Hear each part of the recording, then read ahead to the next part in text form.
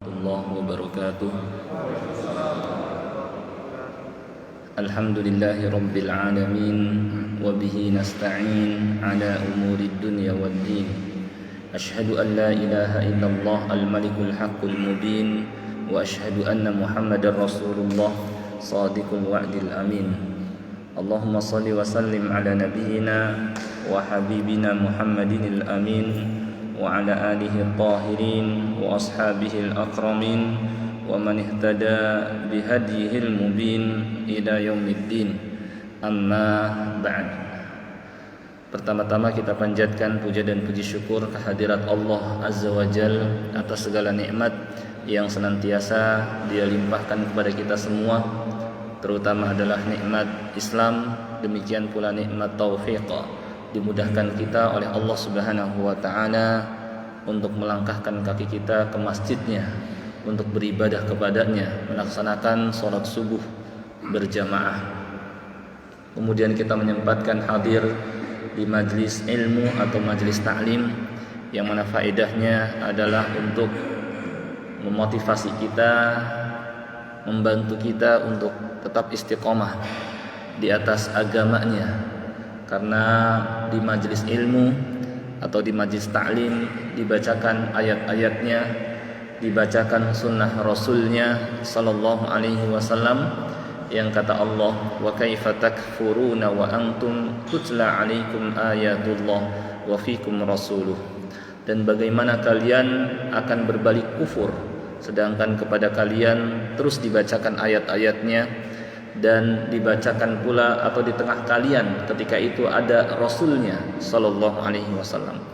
Beliau telah wafat dan meninggalkan kepada kita sunnahnya. Ketika terus disampaikan kepada kita ayat-ayatnya, ketika terus disampaikan kepada kita sunnah Rasulnya sallallahu alaihi wasallam, kata Allah, wa kaifa takfurun, bagaimana kalian akan berbalik kufur, ya.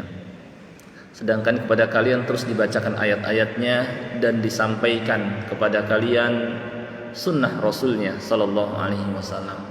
Ini menunjukkan bahwa agar kita tetap istiqomah di atas agama Allah, di antaranya adalah tetap terus mendatangi kitabnya, mendatangi sunnah Rasulnya sallallahu alaihi wasallam, termasuk di antaranya adalah hadir di majlis ilmu atau majlis ta'lim.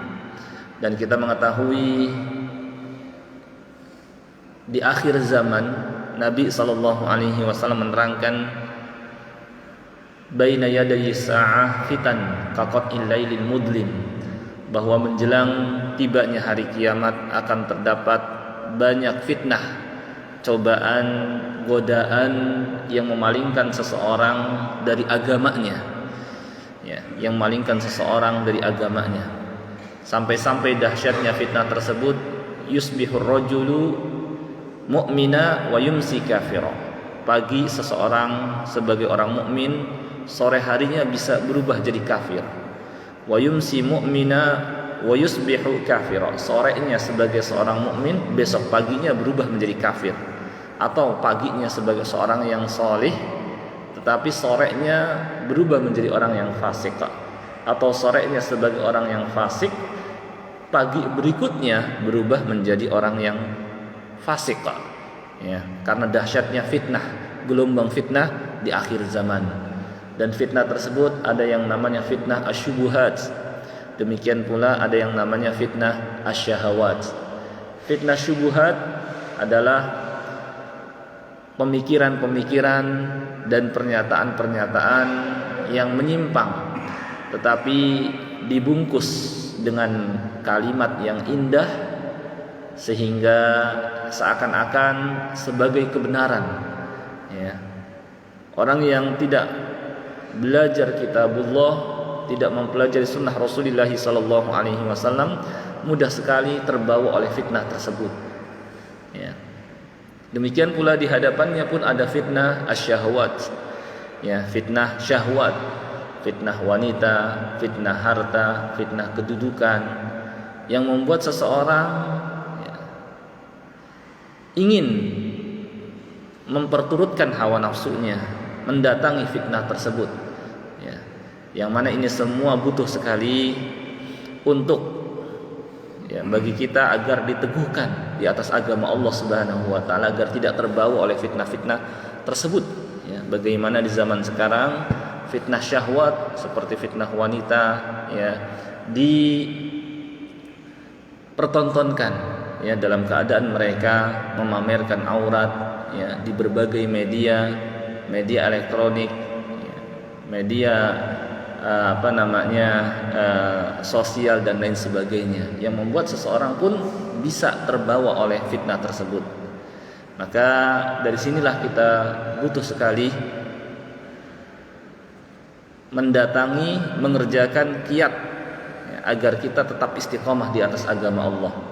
Di antaranya dengan berdoa kepada Allah, ya muqallibal qulub, tsabbit qalbi ala dinik. Ya Allah yang bolak-balikan hati, teguhkanlah hati ini agar tetap di atas agamamu. Demikian pula kita dengan mendatangi kitabullah dan sunnah Rasulullah sallallahu alaihi wasallam, ini pun termasuk wasilah min wasailit tsabat, kiat dan cara agar kita tetap istiqomah di atas agama Allah. Demikian pula dengan kita mengamalkan ilmu yang telah kita pelajari. Kata Allah, walau annahum fa'alu ma yu'aduna bihi lakana khairan lahum wa ashadda tathbita. Kalau seandainya mereka mengamalkan apa yang dinasihatkan kepada mereka, tentu hal itu lebih baik bagi mereka dan lebih meneguhkan hati mereka. Demikian pula dengan kita membaca sirah orang-orang terdahulu, ini pun sama memotivasi kita agar kita tetap istiqomah di atas agama Allah, dan dengan bergaul dengan orang-orang yang saleh. Wasbir nafsaka ma'al ladina yad'una rabbahum bil ghadati wal 'ashyi yuriduna wajha. Tetaplah engkau bersama orang-orang yang beribadah kepada Allah ya, yang berdoa kepada Allah di pagi dan petang mencari keridhaannya. Ini semua membantu kita untuk istiqomah di atas agama Allah Subhanahu wa taala ya, ketika kita berada di zaman yang di sana penuh dengan fitnah. Baik, itu sekedar pengantar saja. Seperti biasa pada hari Sabtu pagi ba'da subuh kita mempelajari materi yang sangat penting sekali dalam agama ini, yaitu materi akidah. Yang mana mempelajari materi akidah juga termasuk hal yang membantu kita untuk tetap istiqamah di atas agama Allah. Allah Subhanahu wa ta'ala berfirman, alladzina amanu wa lam yalbisu imanahum bidzulm ulaika lahumul amnu wa hum muhtadun. Orang-orang yang beriman dan tidak mencampuri keimanan mereka dengan kezaliman, yakni dengan kesyirikan.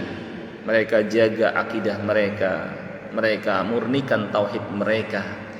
Ulaika lahumul amn, mereka akan memperoleh keamanan di dunia dan di akhirat. Dan semakin seseorang menjaga, memurnikan tauhidnya semurni-murninya, maka dia akan mendapatkan keamanan lebih sempurna di dunia dan di akhirat. Keamanan di dunia dari berbagai macam musibah dan bala bencana ya. Keamanan di dunia dengan mendapatkan pertolongan, perlindungan dari Allah Subhanahu wa taala. Sedangkan di akhirat dengan dilindungi oleh Allah Subhanahu wa taala dari azab neraka. Man mata wa huwa la yusyriku billahi syai'a dakhalal jannah. Barang siapa yang meninggal dunia dalam keadaan tidak berbuat syirik, maka dia akan masuk ke dalam surga. Bahkan siapa saja yang memurnikan tauhid kepada Allah semurni-murninya, dia akan masuk ke dalam surga tanpa hisab, tanpa azab, alias tanpa banyak hambatan, rintangan. Dia akan mudah masuk ke dalam surga Allah Subhanahu wa taala. Dan itu diperoleh kalau kita memurnikan tauhid kepada Allah semurni-murninya. Lalu bagaimanakah caranya agar kita dapat memurnikan tauhid kepada Allah semurni-murninya ya, caranya adalah dengan kita mempelajari tauhid seperti yang kita pelajari pada kesempatan ini.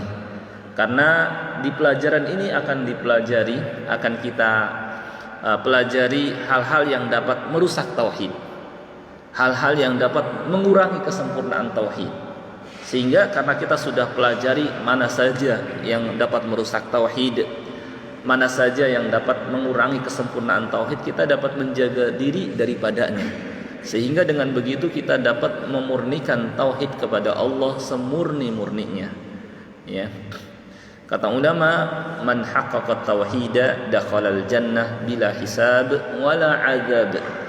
Barang siapa yang memurnikan tauhid kepada Allah semurni-murninya, maka dia akan masuk ke dalam surga tanpa hisab dan tanpa adab, yakni akan dipermudah masuk ke dalam surga Allah Subhanahu wa taala. Tentu kita semua ingin masuk ke dalam surga tanpa hambatan, tanpa rintangan, mudah masuk ke dalam surga.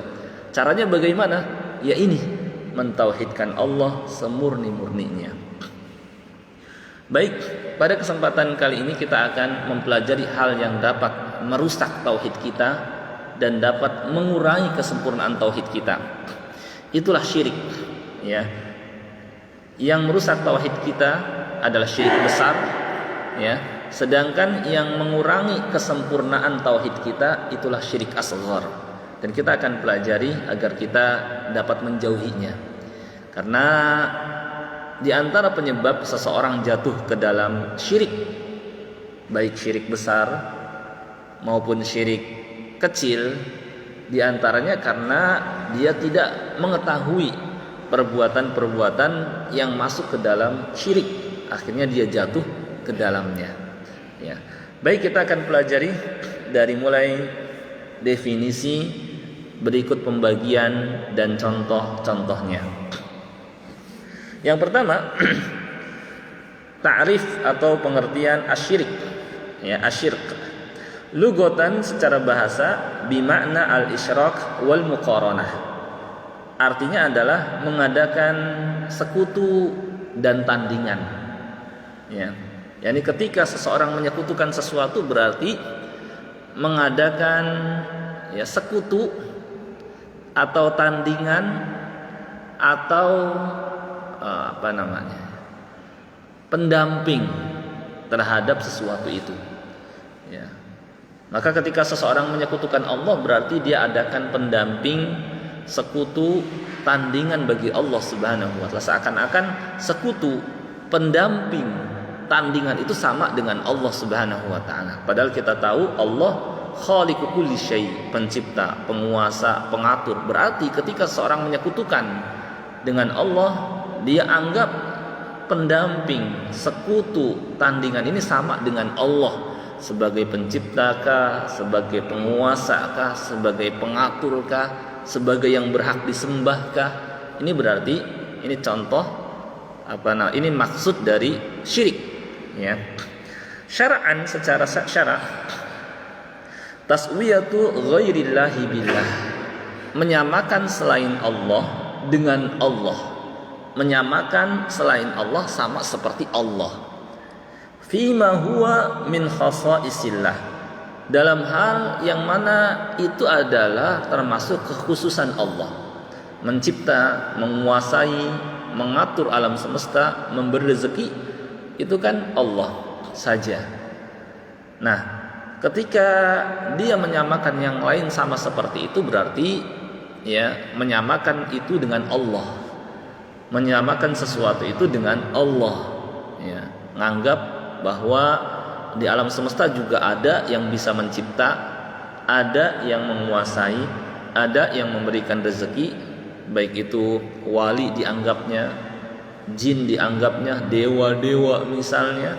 Maka ini contoh menyamakan itu semua dengan Allah Subhanahu wa taala. Atau ya, kan termasuk yang khusus bagi Allah adalah disembah, diibadahi. Ketika dia menyamakan yang lain berhak juga disembah, sama juga. Berarti dia menyekutukan Allah Subhanahu wa taala. Nah, ini pengertian syirik, ya, pengertian syirik. Lalu pembagian atau macam-macam syirik, aqsamu syirik, ya. Syirik ini terbagi menjadi dua. Yang pertama syirkun akbar, syirik besar, ya, syirik besar. Apa yang dimaksud dengan syirik akbar atau syirik besar? yaitu kullu syirkin atlaqahu syari'. Perbuatan syirik atau setiap syirik yang disebutkan secara mutlak oleh syariat ya, sebagai syirik ya. Wa kana mutadamminan li khurujil insani an dinih, di mana akibatnya orang yang melakukannya bisa keluar dari agamanya ya. Yakni syirik ini akibatnya apabila dilakukan dapat mengeluarkan seseorang dari agamanya. Ini syirik akbar, disebut sebagai syirik secara mutlak. Nanti akan diterangkan contohnya agar kita semakin jelas ya. Sedangkan yang kedua syirik asghar, syirkun asghar, wa huwa kullu amalin qawliyin aw fi'liyin thabata syar'an, adalah setiap perbuatan baik berupa perkataan atau perbuatan thabata syar'an itlaqus misyirki awil kufri, yang mana syara' menyebut perbuatan itu, perkataan itu sebagai kesyirikan, sebagai kekufuran.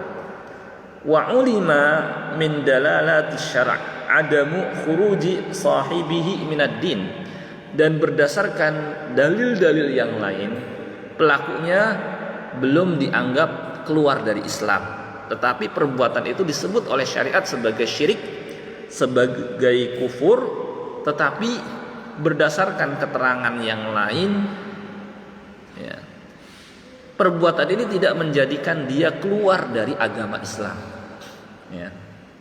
Ini namanya syirik asghar, dan keadaannya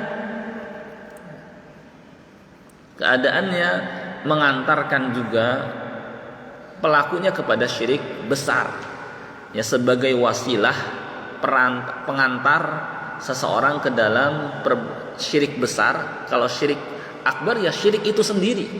Kalau syirik asghar ya memang syirik dan sebagai pengantar kepada syirik besar.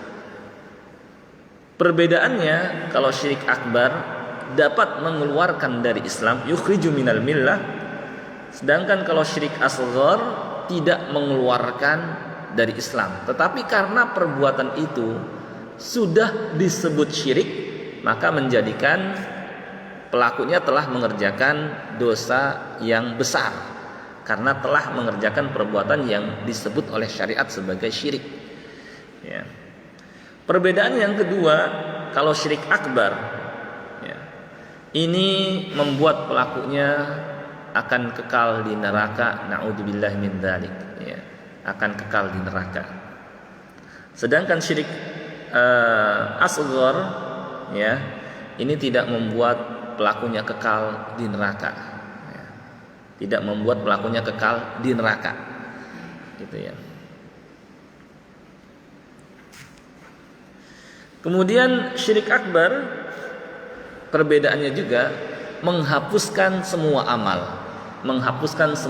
soleh kita ya, habis. Sedangkan syirik asghar tidak menghapuskan semua amal, hanya menghapuskan amal yang disusupi oleh syirik asghar ini ya.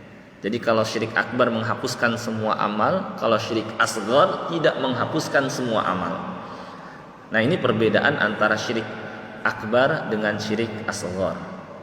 Meskipun syirik ini syirik asghar, syirik kecil, tetapi kalau sudah disebut sebagai syirik dan kufur, merupakan dosa yang sangat-sangat besar, melebihi dosa besar yang lain. Makanya Abdullah bin Mas'ud radhiyallahu anhu pernah mengatakan, demi Allah, saya bersumpah dengan nama Allah, isinya dusta, bohong, lebih saya sukai daripada saya bersumpah atas nama selain Allah, isinya benar. Kira-kira ada gambaran nggak Pak? Saya, kata Ibnu Mas'ud, bersumpah dengan nama Allah, isinya benar, isinya dusta, lebih saya sukai daripada saya bersumpah atas nama selain Allah tapi isinya benar. Kira-kira ada gambaran nggak Pak dari sini? Maksudnya adalah kalau bersumpah atas nama selain Allah sudah disebut syirik, ya.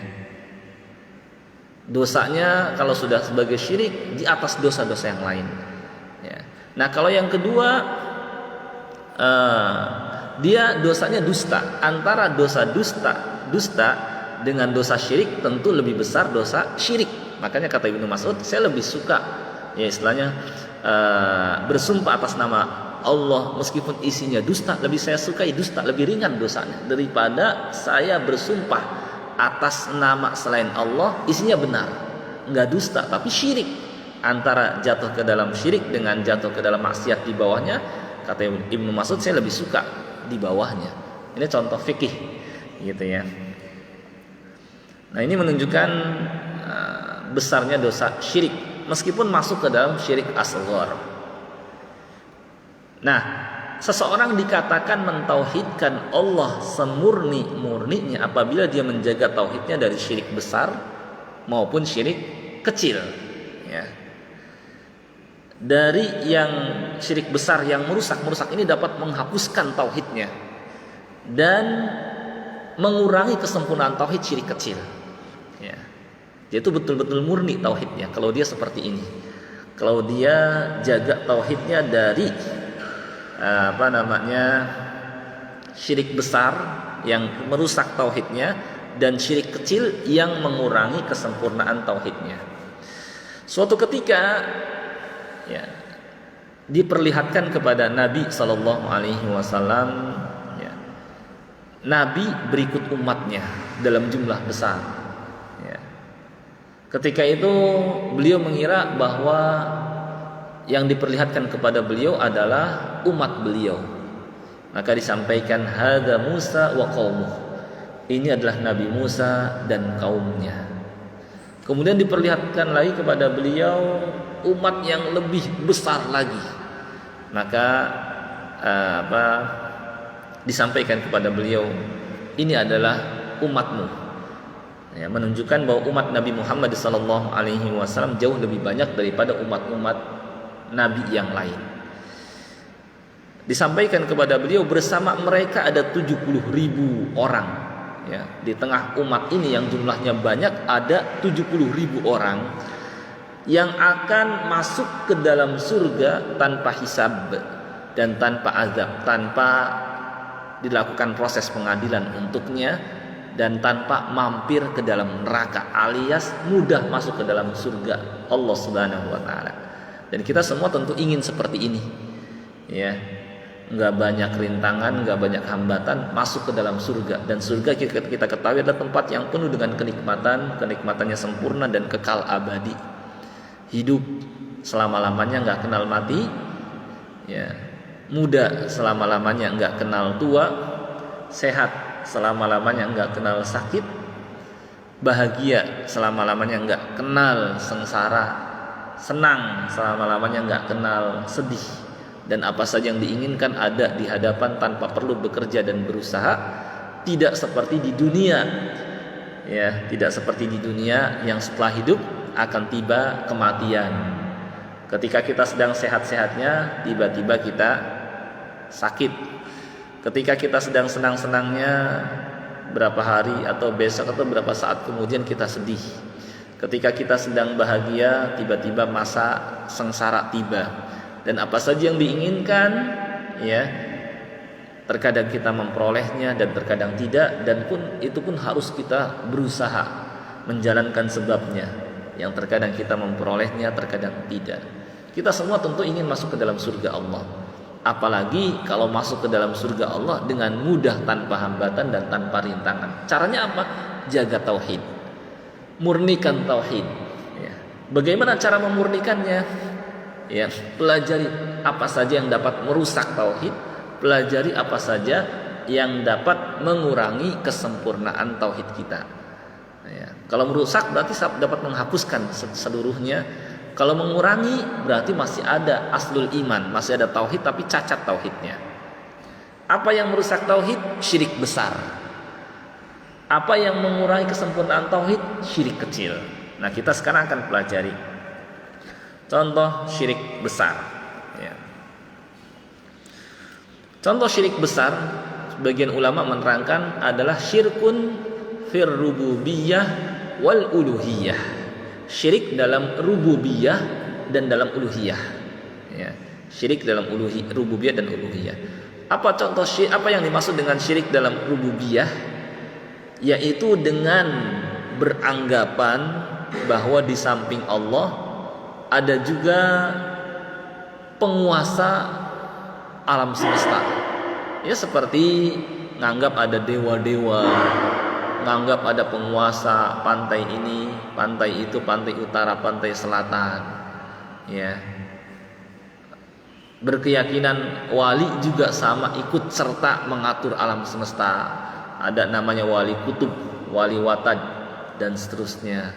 Ini contoh syirik akbar, dapat mengeluarkan pelakunya dari Islam kalau sampai seorang punya keyakinan seperti ini, ya.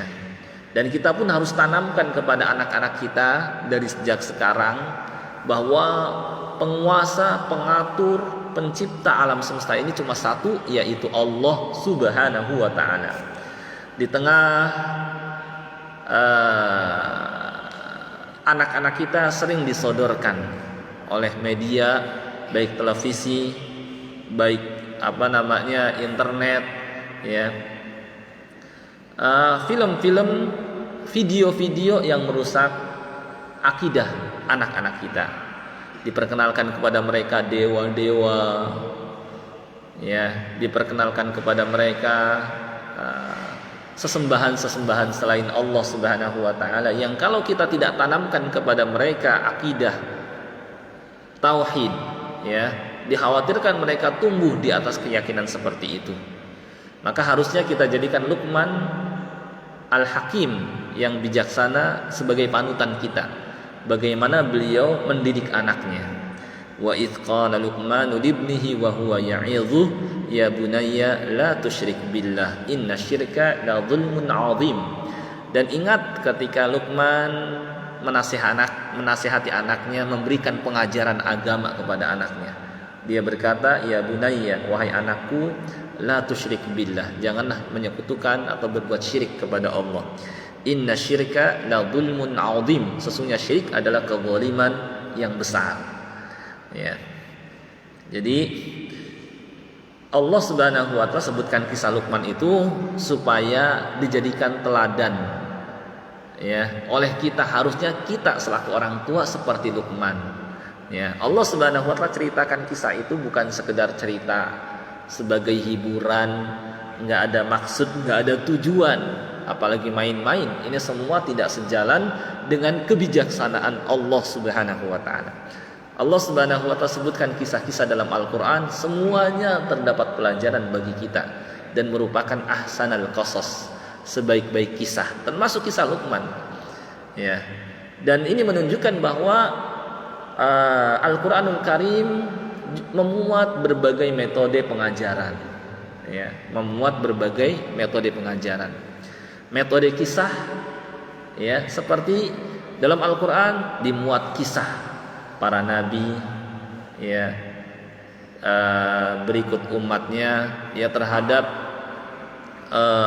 sikap kaumnya terhadap para nabi tersebut, ya.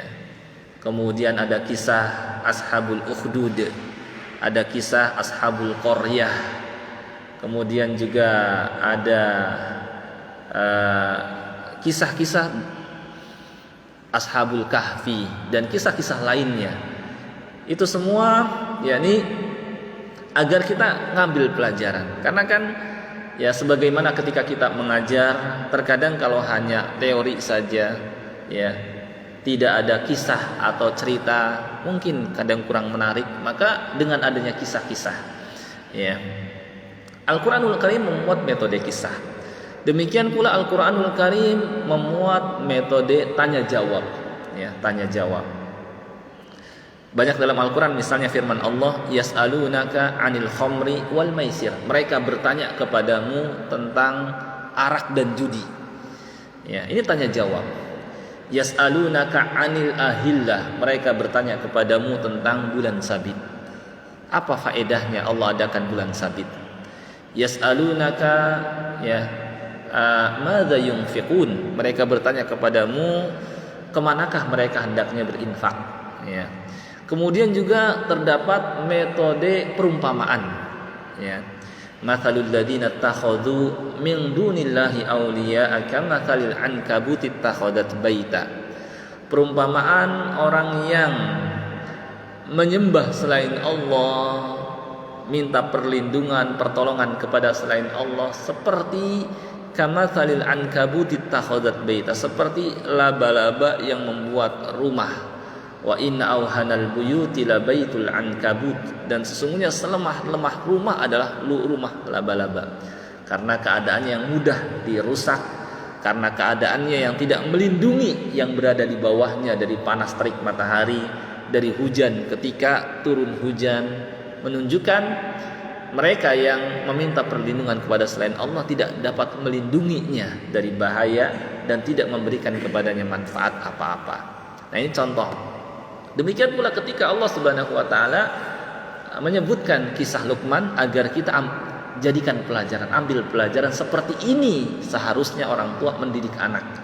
Di dalam kisah Luqman terdapat pengajaran akidah seperti tadi. Di dalam kisah Luqman terdapat pengajaran ibadah, ya bunayya aqimis shalah, wahai anakku dirikanlah salat. Di dalam kisah Luqman juga pengajaran adab dan akhlak. Ya bun wala tusair khaddaka linnas, jangan engkau palingkan pipimu dari manusia dengan sombong. Wala tamshi fil ardi maraha, jangan berjalan di muka bumi dengan angkuh. Demikian juga waghdud min sautik, rendahkanlah suaramu. Inna angkarul aswati la sautul hamir, sesungguhnya seburuk-buruk suara adalah suara keledai yang sering teriak-teriak, ya, yang padahal tidak dibutuhkan dia mengeraskan suara, ya. Nah, ini pengajaran adab, ya. Kadang-kadang namanya anak, mereka akalnya belum cerdas, senangnya teriak-teriak, mengganggu orang, berisik. Maka diajarkan oleh Luqman, ya bunayya, wahai anakku, ya waghdud min sautik, rendahkanlah suaramu. Inna angkarul aswati la sautul hamir. Ini pengajaran adab dan akhlak. Ya, kemudian diajarkan juga muraqabah. Ya bunayya, innaha intakum mithqala habbatin min khardal fatakun fi sakhrah aw fis samawati aw fil ardi ya'ti bihallah. Wahai anakku, sesungguhnya jika ada sebutir biji sawi, innaha intakum mithqala habbatin min khardal fatakun fi sakhrah, ada di sebuah batu, di langit kah atau di bumi, Allah mampu mendatangkannya, ya. Innallaha latifun khabir, Allah maha halus lagi maha mengetahui segala sesuatu. Diajarkan muraqabah, bahwa ketika engkau sendiri jangan engkau beranggapan enggak ada siapa-siapa. Allah senantiasa melihatmu. Maka inilah pengajaran yang paling punya pengaruh, karena dihubungkan dengan adanya muraqabah, pengawasan dari Allah. Belum lagi pendidikan Islam juga disampaikan bahwa di sana ada hari kiamat, hari pembalasan. Belum lagi disampaikan juga targhib dan tarhib, motivasi dan ancaman. Siapa yang mengerjakan perbuatan baik, dia akan dapatkan balasan berkali lipat. Man jaa bil hasanati falahu asyru amsalihha. Siapa yang datang mengerjakan perbuatan baik, dia akan mendapatkan pahala 10 kali lipat.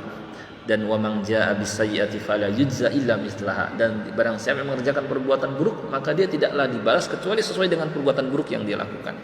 Maka sudah pasti seseorang akan termotivasi dan akan merubah keadaan seseorang dari yang tidak baik menjadi baik.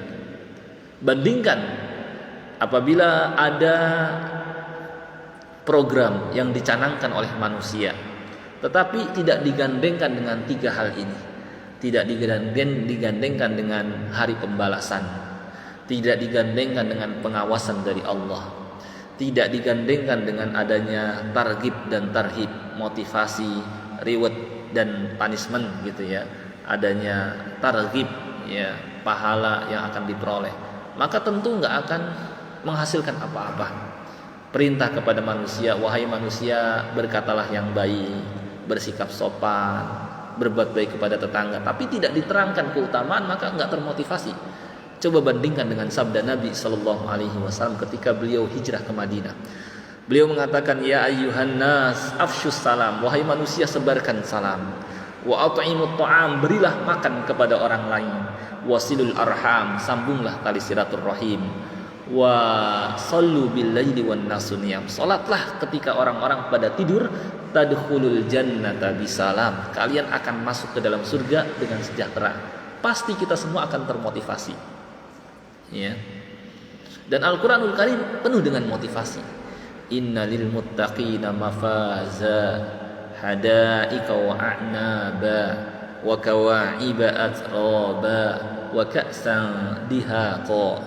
Sesungguhnya orang-orang yang bertakwa akan memperoleh tempat yang penuh dengan keberuntungan, surga. Ya, innalil muttaqina mafaza hadaika wa a'naba, memperoleh ya kebun-kebun dan buah anggur. Yakni mereka akan memperoleh banyak kenikmatan, pasti akan termotivasi.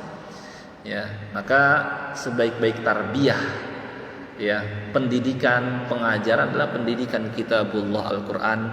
Ya, karena dari Allah Subhanahu wa taala, dan sebaik-baik petunjuk adalah petunjuk Nabi kita sallallahu alaihi wasallam, karena apa yang beliau sampaikan juga wahyu dari Allah Subhanahu wa taala. Baik, sedikit lagi kembali ke perkara yang dapat merusak tauhid kita, yaitu syirik akbar. Jadi yang pertama adalah syirik dalam rububiyah, ya, syirik dalam rububiyah. Kira-kira apa Pak syirik dalam rububiyah? Yang tadi sudah saya sampaikan. Syirik dalam rububiyah itu maksudnya apa? Berkeyakinan bahwa di samping Allah ada penguasa, pengatur, pencipta, ya, pemberi rezeki di alam semesta. Ini namanya syirik dalam rububiyah. Ya. Ini contoh syirik besar yang pertama. Yang kedua, contoh syirik besar yang kedua, syirik dalam uluhiyah. Ya, berbuat syirik dalam ibadah dengan dia arahkan ibadah apapun bentuk ibadah itu. Ya, baik itu berdoa, baik itu minta perlindungan, baik itu berkurban, baik itu bertawakal, baik itu berharap, ya, baik itu ruku dan sujud. Ya, ketika dia arahkan itu semua kepada selain Allah, berarti dia telah menyembah selain Allah, beribadah kepada selain Allah, berarti dia telah berbuat syirik besar yang membatalkan, merusak tauhidnya, hilang dan hapus amalnya. Ini contoh syirik besar. Ada dua, syirik dalam rububiyah, syirik dalam uluhiyah. Dalam uluhiyah, dalam ibadah, dengan dia arahkan ibadah apapun bentuk ibadah kepada selain Allah. Berdoa, minta kepada wali, minta kepada kuburan, minta kepada patung dan berhala, ya. Berkurban, membuat tumbal, ya, menyembelih untuk selain Allah, buat katanya penguasa tempat ini supaya terjaga, nggak ada musibah, nggak terjadi musibah. Kemudian dia membuat sesaji, kemudian melakukan sedekah, istilahnya dengan sedekah laut, sedekah bumi, yang dia sembelih hewan untuk selain Allah Subhanahu wa taala. Ya, ini contoh syirik akbar. Ya, contoh syirik akbar. Bertawakal, ya, kepada mungkin kepada jimat, ya. Inilah yang membuat saya terhindar dari musibah. Inilah yang membuat barang dagangan saya laris, ya. Inilah yang membuat saya mendapatkan banyak keberuntungan. Nah, ini tawakal kepada, ini semua syirik, ya, syirik besar. Yang kata Allah, walaqad uhiya ilaika wa ilal ladina min qablik la in asyrakta la yahbatanna 'amaluk. Dan sungguh telah diwahyukan kepada engkau dan kepada nabi-nabi sebelummu. Berarti para nabi juga sama diwahyukan untuk ini. Maksud diwahyukan hal apa? Wahyu kepada Nabi Muhammad sallallahu alaihi wasallam dan nabi-nabi sebelumnya, la in asyrakta, jika engkau berbuat syirik, la yahbatanna 'amaluk, pasti akan hapuslah amalmu. Ya, wala takunanna minal khasirin, dan engkau pasti termasuk orang-orang yang rugi. Maka enggak heran kalau para nabi Nabi Isa, Nabi Musa sama dakwahnya tauhid. Nabi Isa kan yang disebutkan di dalam Al-Quran di surah Al-Maidah mengatakan, innahu may yusyrik billah, kata Nabi Isa, sesungguhnya barang siapa yang menyekutukan sesuatu dengan Allah, ya faqad haramallahu alaihil jannah, Allah haramkan ya surga buatnya, haram masuk surga. Itu yang perkataan itu perkataan siapa? Nabi Isa. Ya, faqad haramallahu alaihil jannah wa ma'wahun nar, tempatnya di neraka, wa ma lidh-dhalimina min ansar. Dan orang-orang zalim, musyrik itu enggak akan mendapatkan penolong. Perkataan Nabi Isa. Maka Nabi Isa alaihissalam kalau seandainya beliau hidup, tahu umatnya nyembah dirinya, marahnya bukan main. Kalau tahu yang Yesus yang disembah oleh mereka, kalau beliau hidup tahu umat yang nyembah dirinya, beliau akan marah besar. Sebagaimana marahnya Nabi Musa alaihissalam ketika Bani Israel nyembah patung anak sapi. Beliau ambil patung tersebut, beliau bakar, beliau lempar ke laut saking marahnya. Ya. Maka kalau mereka betul-betul ngikutin Nabi Isa, nggak akan nyembah Nabi Isa dan hanya menyembah Allah, dan akan mengikuti Nabi Muhammad sallallahu alaihi wasallam. Ya. Apalagi menjelang di akhir tahun ini, ya, sebagian ya mereka yang ngaku pengikut Nabi Isa, ya, mereka akan merayakan kelahiran, ya, kelahiran Nabi Isa, atau yang dianggap ya kelahiran Tuhan mereka atau anak Tuhan. Ya, ini adalah keyakinan, jelas keyakinan syirik. Ya. Nah, sebagian orang mengatakan nggak apa-apa, cuma mengucapkan selamat. Ya. Padahal ucapan selamat sama saja, ya, dia tidak mengingkari. Ya. Dia tidak mengingkari, menganggap itu benar. Padahal mereka beranggapan, ya, Yesus sebagai Tuhan atau sebagai anak Tuhan. Ya, hari kelahiran Tuhan atau kelahiran anak Tuhan. Masa seorang muslim mengucapkan selamat terhadap anggapan seperti ini, ya, terhadap keyakinan seperti ini. Sedangkan kita meyakini kul huwallahu ahad, katakanlah Allah Maha Esa, Allahus Samad, Allah adalah Tuhan yang seluruh makhluk bergantung kepadanya, lam yalid, tidak beranak, walam yulad, dan tidak pula diperanakan, walam yakul lahu kufuwan ahad, dan tidak ada yang setara seorang pun dengan dia. Nggak ada yang setara dengan Allah Subhanahu wa taala. Allah tidak punya anak, dia tidak beranak dan tidak pula diperanakan. Nah, sekarang mereka berkeyakinan seperti ini. Akankah kita mengucapkan selamat dengan keyakinan mereka? Ya, keyakinan yang bertentangan dengan prinsip agama kita. Ya. Yang ini terkait dengan akidah, ya.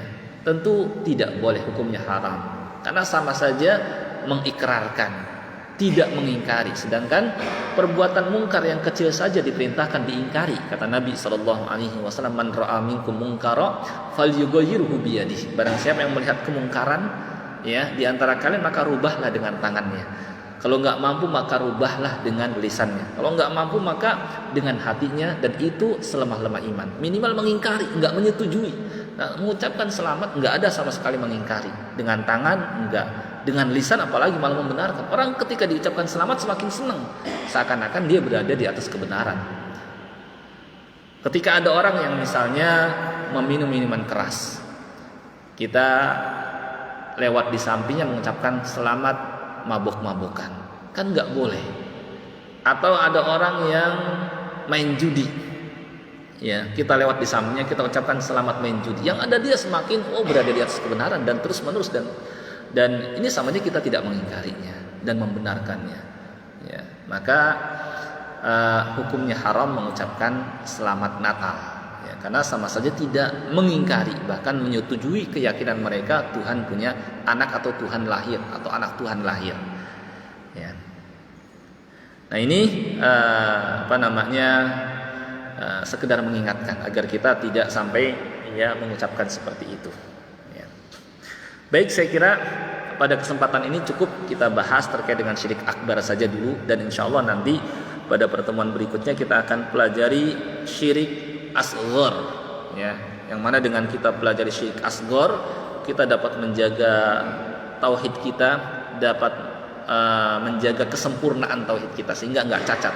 Kalau sudah betul-betul murni tauhid kita, ya, kita akan masuk ke dalam surga tanpa hisab, tanpa azab.